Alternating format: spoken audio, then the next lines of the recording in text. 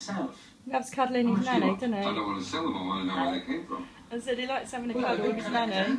That's for certain. Not one of mine, though. You could try the 17 collection. 17? That's too much junk, isn't It happens to be our annual do, Lovejoy. You can leave this with me if you like. You don't want to be caught carrying around dodgy stuff now, do you? If there's a reward, Taffy, I'll need it myself. What's his Lovejoy? You're paying rent at last, are you? No! Yeah, it's Bergerac was on before this. When you see John Nettles from Midsummer. Oh yeah. When he was young. The train spot. And I think it's too Brought good some more looking actually. prints. Even that in Midsummer. No. Nice looking. Yeah. He's really shocked though, isn't he? Donya, Lovejoy's really shocked. Jericho, and Raimondi. No, not him. I told you. Oh no, but he's really shocked. Yeah. Not very well. She's a year behind me. Yeah, at least. That was my mum. Bless her heart, with Teddy, both up in the spirit world now, and I hope she's doing exactly the same now as she is in that video. Incredibly, the Archangel Azrael video about my mum went out today, and I had absolutely no clue it was Mother's Day. When you lose your mum, you tend to, well I do, shy away from it. Some people honour it and, you know, take flowers to the grave or do what they need to do. But I just ignore it, and I'm not even aware of when the day is. It's only because Darren's mum's here that I thought, oh God, we better get her a little present, bless her heart. She's in the background. I don't know if she can hear me or not. And so I thought I'd give you a little message. Now, I wasn't going to do this. It's all completely impromptu because I've got a wicked cold. I started this fast thing that my brother Richard Morley told me to do. It's going to help, and I don't know if it's that or I caught it from Barcelona, but I did 24 hours and now I'm just, everything's come out. It could be that, because I'm also aware that grief affects your lungs because it's your heart chakra and your intestines. Anyway, I'm digressing as usual. So it's lovely, you know, it's very commercial, I know that. A very commercial Mother's Day. However, it is a day that everybody starts thinking of their mums, isn't it? You can't help it. It's everywhere. It's in the shops, flowers, cards, Mother's Day treats, blah, blah, blah, blah. It's really difficult, just like Valentine's Day, I suppose, when you're single. It's really difficult to honour Mother's Day if you're grieving or you've lost your mum. Mine's 5 years now. I speak to her a lot in the spirit world.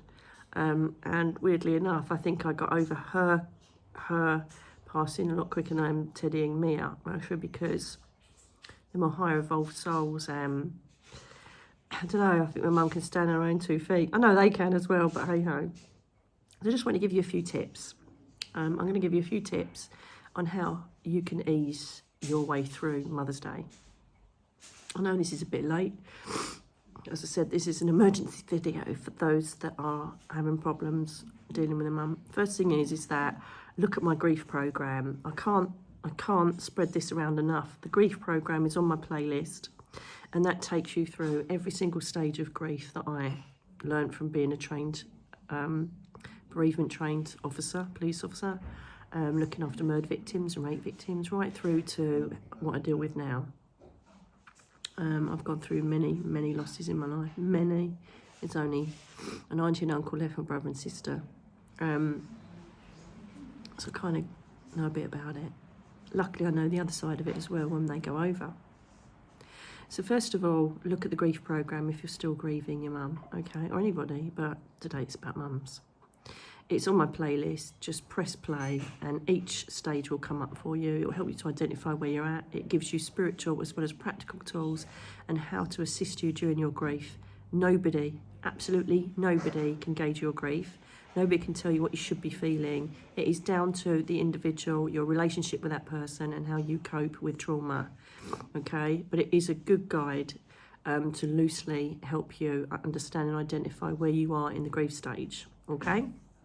Have a look at that. The second thing is I will be doing it today only because I'm mindfully doing it. Because normally I just talk to her. So I have a soul journal. My soul journal is my connection to my loved ones. So I've been writing to Teddy and Mia, and I mostly just write a note up to my mum, mostly telling her to make sure she's with Teddy and Mia, because I know she's all right. So I write a letter. It really does help you to write a letter to your mum, just to say what's going on, how much you loved her, whatever it is you need to do. It's very emotional, it's very hard, especially if you're in the rawest stages of grief, but it really is a brilliant way to validate her celebration of life by writing to her. By all means, if you feel you need to, please remember they're not there at the cemetery. However, they may bring a sign to you, a robin or something to acknowledge. But, you know, if you want to go up there and honour them up there, do that. Whatever makes you feel good, okay?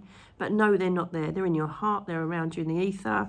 All they've done is just literally change their skin. It's that simple. They've changed their avatar back to normal state. They haven't gone anywhere, darlings. And that's the hardest thing, because we're in a physical environment. And so we think of physically holding them and talking to them. And once we get past that, we can encourage a relationship with them. As you'll see on my shorts, I've showed you the visiting loved ones in heaven. If you're ready, go and have a go at that. Go up and see them. Go up and you instigate the conversation with them. Communication is available for everybody, not just people like me. That's the truth. Also, if you are finding problems with dealing with their passing, you can have what is known as a grief box. This is all in the grief program, but for today, you know, you can sit with your mum's photograph, perhaps open things up. You could have a hairbrush that's got a hair on, and just sit there and be with her and connect with her and just acknowledge the physical things she used to touch. That's not a problem. Grief box is a really good idea if you're finding it really difficult. Okay, perhaps go play her favourite songs. If it makes you feel happy. If it doesn't, don't play them. Play songs that can make you feel better. Watch a film that perhaps you both enjoyed together. Ours was Notting Hill and Ghost.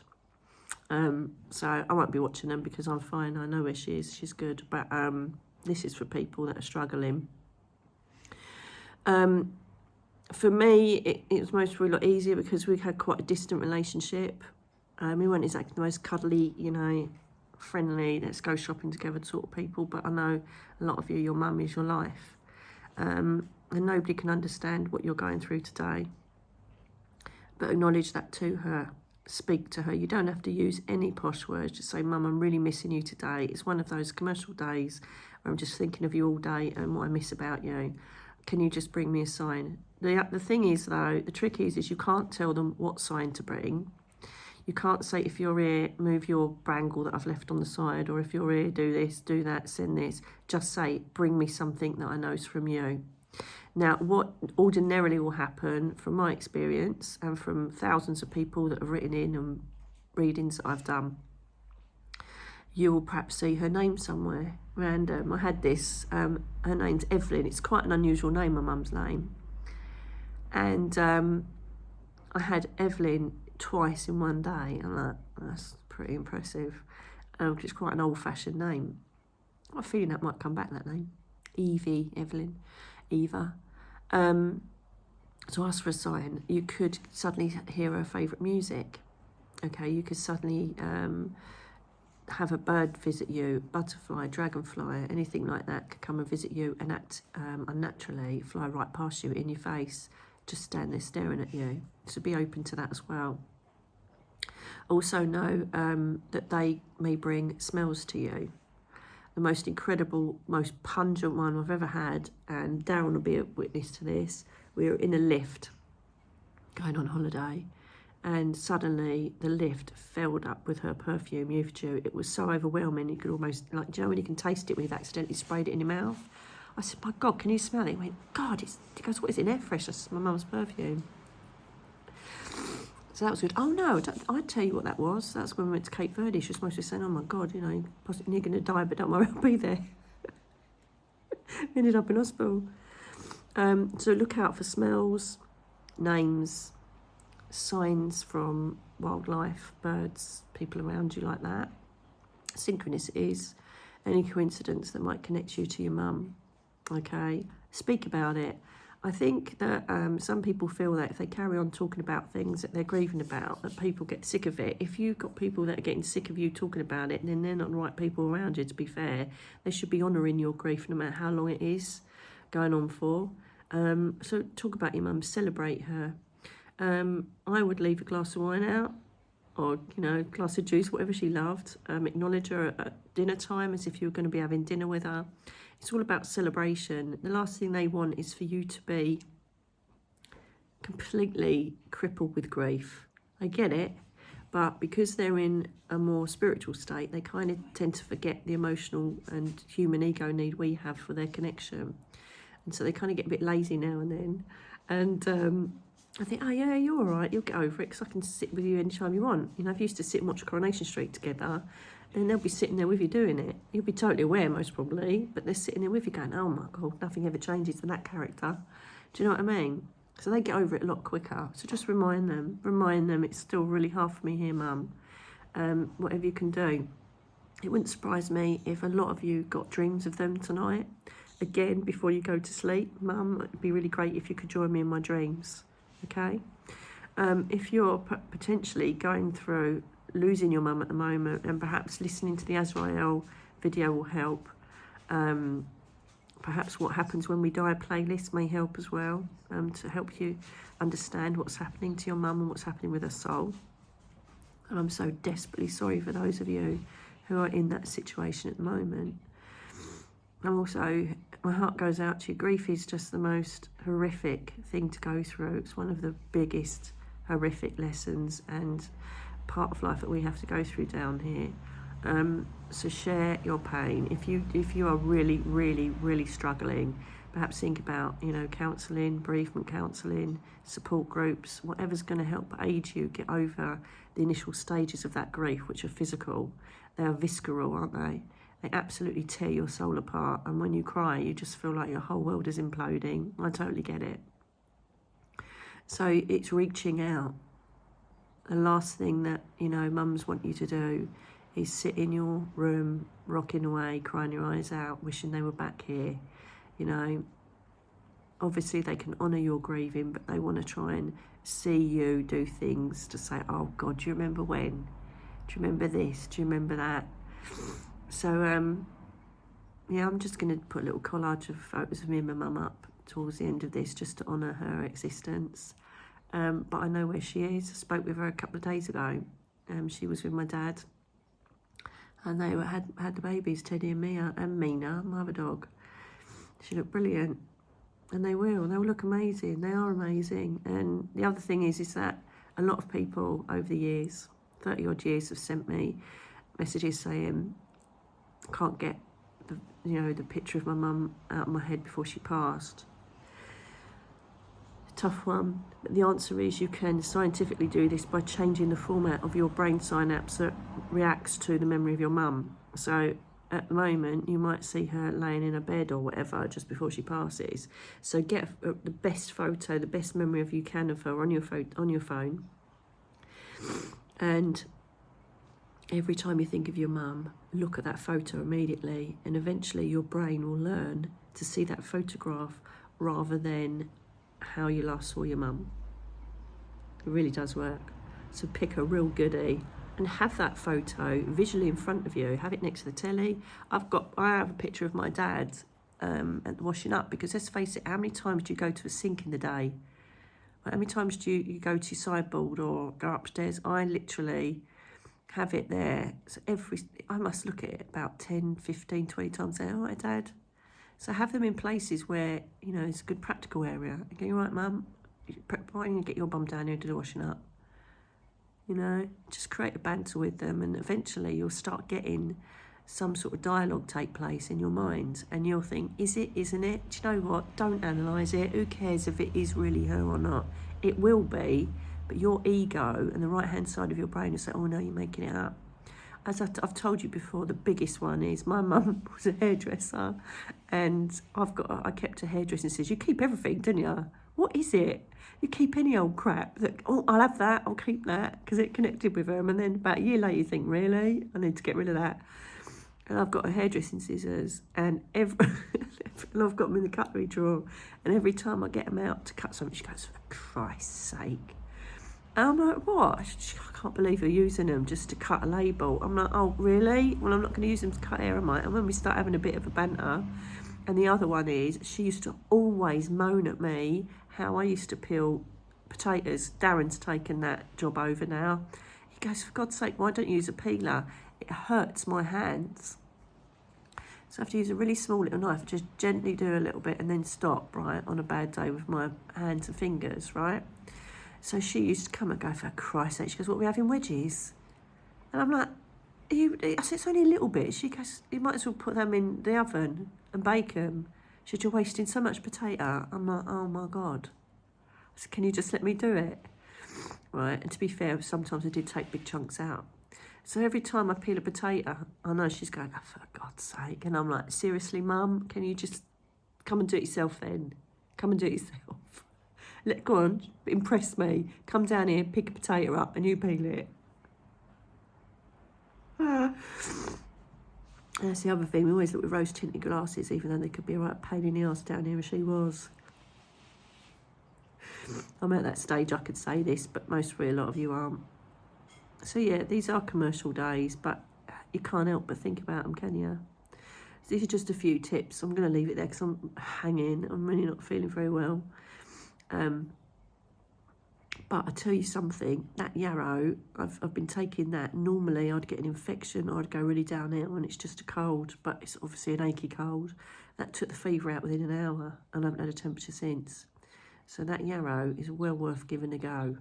I feel, apart from obviously the minging cold that's going on, I don't know, I feel a bit better. I don't feel bloated. It's really weird. And think about what you're eating and drinking, you know. In grief, we tend to go for sugar. We tend to go for complex carbs.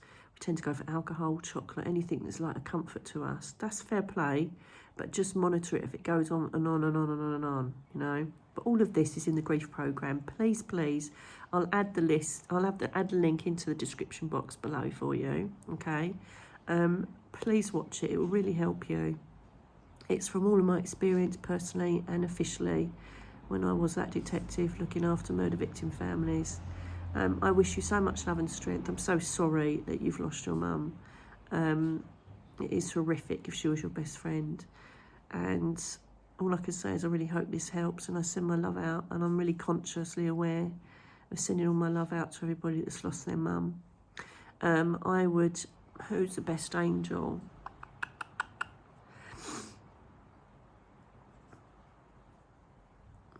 I most probably think that I think it's got to be Raphael, just for healing. Just embrace yourself in a big sparkly green light, and ask Raphael just to try and ease the grief, you know. Azrael helps with grief as well, and look at my old video. Azrael also brings comfort if you are going through the raw stages of losing your mum or she's about to go. All right, so ask the angels for help. Again, it's all in that playlist. Please watch it if you are struggling. I wish you so much love and strength, and I want to honour all those lovely mums up there, and I want to say to all you mums that connect with all the people watching this video, get your bottoms down here and show your daughters and your sons and your grandsons and your granddaughters that you are still alive. Give them a sign for me, please. Archangel Jack Gabriel, I call upon you to do that and honour it. Let me know what signs you get in the comments below, and share with me any lovely memories you have as well of your mums below. This tribe is all about supporting each other, and I've noticed the more we grow, the more you're supporting each other, asking for help, reaching out, and I love that.